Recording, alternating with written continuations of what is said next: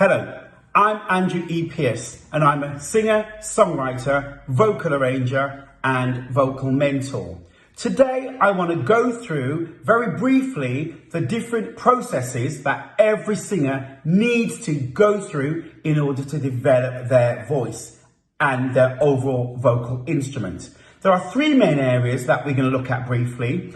Number one is exploration of the voice. Number two is your conditioning of the vocal instrument. And number three, preparation. Now, each of these stages will be used by different vocalists at different times. But my specific focus for these sessions are on number one, which is exploration of the voice. What do I mean by exploration? Well, for starters, this is a process that should not be done for more than, say, 5 to 10 minutes per day. Now, when we say exploration, I mean to discover new aspects of your voice, to discover and to explore the different aspects of your voice you probably never realized was there or what you could do. Now, it is to explore the unfamiliar parts of your voice, all of which will help your voice become technically more accurate and just in general better in terms of quality. Now, in order to explore your voice, you are looking at the different parts of the body that connect between the vocal and the body. This process actually might be quite exhausting, particularly for new beginners and people that are doing vocals for the first time or exploring their voice for the first time. So I expect you to treat this part with caution. Now, let's move on to conditioning. When we're looking at the conditioning of the voice, we are talking about probably 20 to 30 minutes of practice each day.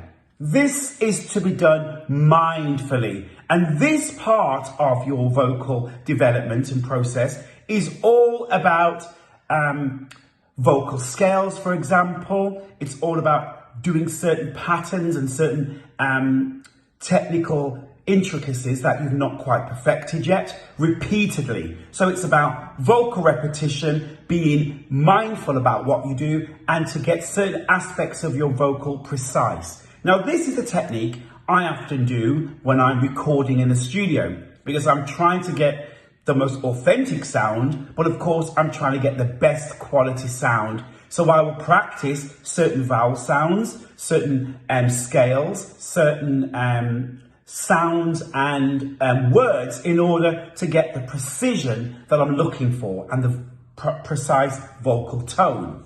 Now, moving on to the third one. This is preparation. This is the technique that we use when we are preparing, as it suggests in the title, for a performance, whether it be a live performance, a live gig, whether it's to record in the studio, and you need your voice to be at optimal precision for doing that particular task. Now, this process is very fulfilling. It's necessary and it's fulfilling. However, it can be dangerous because you can overuse your voice and strain your voice. I advise you, if you are at this preparation stage, which I will do more later on within my actual videos, I'll do more information about this. I suggest if you're feeling that you're straining, I would take a step back from that and give your voice a rest.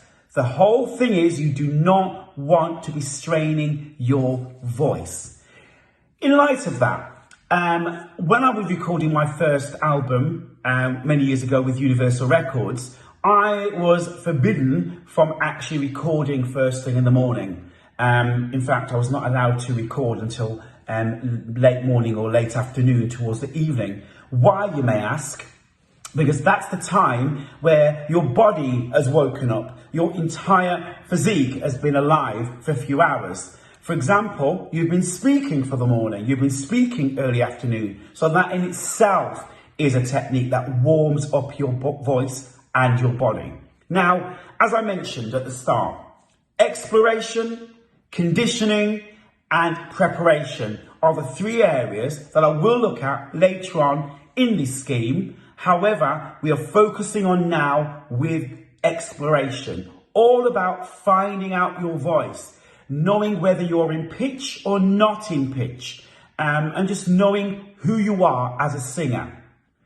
Caveat: at this stage, number one, exploration, do not get frustrated with yourself. You may feel as if your voice or your vocal instrument is not doing what you want it to do. But that's fine, that's expected, because it's like any sport, like any instrument, like any muscle.